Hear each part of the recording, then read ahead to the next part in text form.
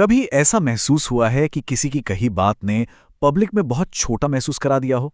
वो एक पल जब सारी की सारी नजरें बस एक ही इंसान पर टिक जाती हैं। आज ना हम इसी सिचुएशन को पूरी तरह से बदलने की कला पर बात करने वाले हैं। ये पूरी चर्चा इस बारे में है कि कैसे पब्लिक में हुए हमलों को शर्मिंदगी से निकालकर अपनी सबसे बड़ी ताकत में तब्दील किया जा सकता है। चलिए मिलकर एक ऐसा लचीलापन बनाना सीखते हैं जिसे कोई तोड़ ना सके।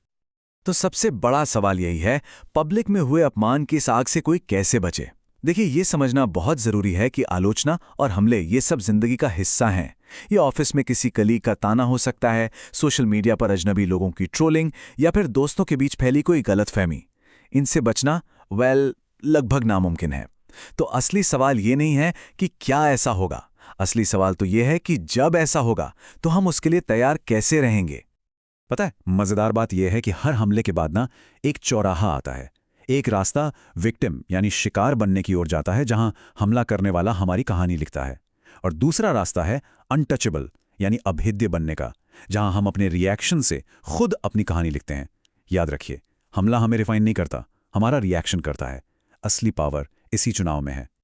इस आइडिया को और गहराई से समझने के लिए चलिए थोड़ा इतिहास में चलते हैं। एक ऐसे इंसान की कहानी सुनते हैं जिसने अपमान की आग में तपकर खुद को सोने जैसा बना दिया। हम बात करने वाले हैं मैकियावेली की, और ये जानेंगे कि कैसे उसने अपनी जिंदगी के सबसे बुरे दौर को अपनी सबसे बड़ी विरासत में बदल दिया। जरा मैकियावेली की कहानी देखिए। साल था 1512। वो फ्लोरेंस की राजनीति का चमकता सितारा था, एक ताकतवर डिप्लोमैट जिसके पास पावर, रिस्पेक्ट, सब कुछ था।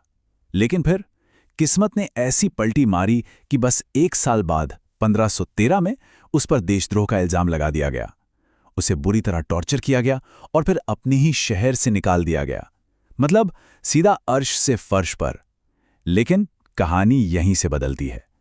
1513 के बाद उसी अकेलेपन और बेबसी में उसने राजनीति और शक्ति पर दुनिया की सबसे असरदार किताबों में से एक द प्रिंस लिख डाली।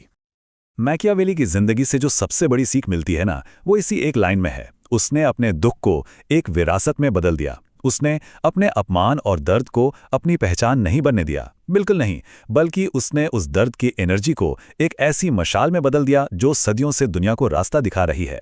ये इस बात का सबसे बड़ा सबूत है कि जिंदगी की सबसे बड़ी चट्टानें ही सबसे मजबूत नींव बन सकती हैं। अब देखिए, मैकियावेली ने जो किया वो कोई जादू नहीं था, वो एक खास माइंडसेट का नतीजा था। एक ऐसा साइकोलॉजिकल सिद्धांत जो इस तरह की मजबूती की बुनियाद है। इसे कहते हैं एंटी फ्रेजाइल हाइड्रा माइंडसेट। चलिए इसे आसान भाषा में समझते हैं। तो ये एंटी फ्रेजिलिटी आखिर है क्या चीज? इसको ऐसे समझिए, ये उन चीजों की क्वालिटी है जो तनाव, झटके या हमलों से टूटती नहीं बल्कि और ज्यादा मजबूत हो जाती हैं। ये सिर्फ मुश्किलों को झेलना नहीं है, ये उनसे फायदा उठाना है। ये तूफान में बस खड़े रहने जैसा नहीं है, ये तो उस तूफान की हवा से अपनी नाव को और तेज चलाने जैसा है। बिल्कुल वैसे ही जैसे जब कोई हड्डी टूटती है ना, तो जुड़ने के बाद वो पहले से भी ज्यादा मजबूत हो जाती है। इस माइंडसेट को समझने के लिए ना, हाइड्रा का उदाहरण सबसे बेस्ट है। ग्रीक माइथोलॉजी में हाइड्रा एक ऐसा जीव था कि जब भी उसका एक सिर काटा जाता था तो उसकी जगह 2 नए सिर उगाते थे। सोच रहे हैं? मतलब हर हमला उसे कमजोर नहीं और ज्यादा पावरफुल बना रहा था। बस यही है एंटी फ्रेजाइल माइंडसेट। जब कोई हमला होता है तो नतीजा ये होता है कि टारगेट पहले से कहीं ज्यादा मजबूत होकर वापस आता है। तो अब सवाल यह है कि इस हाइड्रा माइंडसेट को असल जिंदगी में कैसे इस्तेमाल करें। हमलों को फ्री मार्केटिंग समझिए। जब कोई हम पर हमला करता है तो वो अनजाने में सारी स्पॉटलाइट हमारी तरफ कर देता है। वो अपना समय, अपनी ऊर्जा हम पर लगा रहे हैं। एक स्ट्रेटेजिक दिमाग इस ध्यान को खतरा नहीं बल्कि एक मौका समझता है। ये अपने काम और विचारों को उन लोगों तक भी पहुंचाने का एक जरिया बन जाता है जिन्होंने शायद पहले कभी नोटिस ही नहीं किया होता। और बस यहीं से इमोशनल डिसिप्लिन का गेम शुरू होता है। देखिए, दुश्मन ठीक उसी पल जीत जाता है जब हमारी कड़वाहट या दर्द सामने आ जाता है। अगर हम ये जाहिर करते हैं कि हमें चोट लगी है, तो हम अनजाने में हमलावर को बता रहे होते हैं कि हाँ, तुम्हारा तीर निशाने पर लगा है। इससे उन्हें तसल्ली और कंट्रोल दोनों मिल जाते हैं। इसीलिए सबसे शक्तिशाली स्ट्रेटेजिक जवाब पता है क्या है? उदासीनता, मतलब बेपरवाही। एक शांत, बेपरवाह रवैया एक ऐसी चिकनी दीवार जैसा है जिस पर हमलावर की कोई भी बात टिक नहीं पाती। वो क्या चाहते हैं? एक रिएक्शन, गुस्सा, दुख या सफाई। जब उन्हें इनमें से कुछ नहीं मिलता तो उनकी सारी शक्ति फुर्र हवा हो जाती है। उदासीनता ये संदेश देती है कि उनका हमला इतना छोटा था कि उस पर ध्यान देना भी जरूरी नहीं समझा गया। ओके, तो अब जब हमने सिद्धांत और मानसिकता को समझ लिया है, तो अगला सवाल, इसे आज की दुनिया में लागू कैसे करें? चलिए इन विचारों को एक ठोस स्टेप बाय स्टेप रणनीति में बदलते हैं।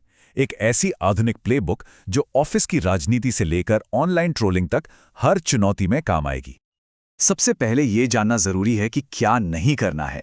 यह है 4 स्ट्रेटेजिक क्या न करें। नंबर 1, कभी ये जाहिर न करें कि चोट लगी है, क्योंकि इससे हमलावर को शक्ति मिलती है।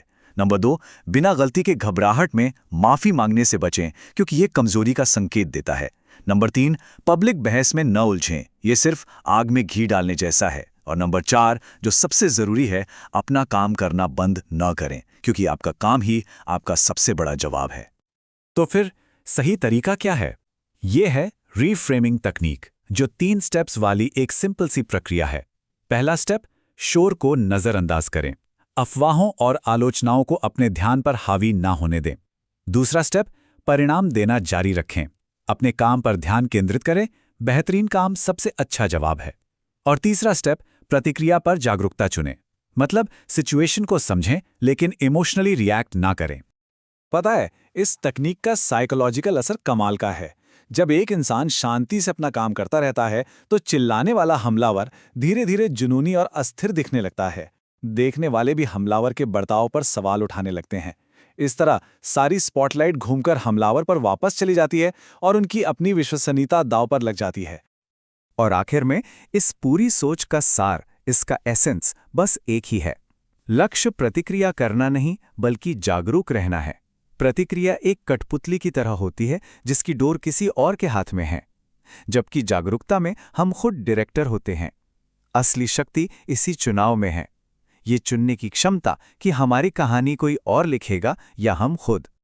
तो जाते जाते सवाल पर जरूर सोचिएगा, अगर हमले मुफ्त मार्केटिंग है तो वे आपके लिए किस चीज का विज्ञापन कर रहे हैं?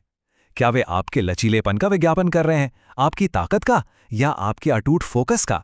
हमेशा याद रखिए, हमलावर कहानी की शुरुआत कर सकता है, लेकिन उसका अंत कैसे होगा ये लिखने का हक हमेशा आपके पास होता है।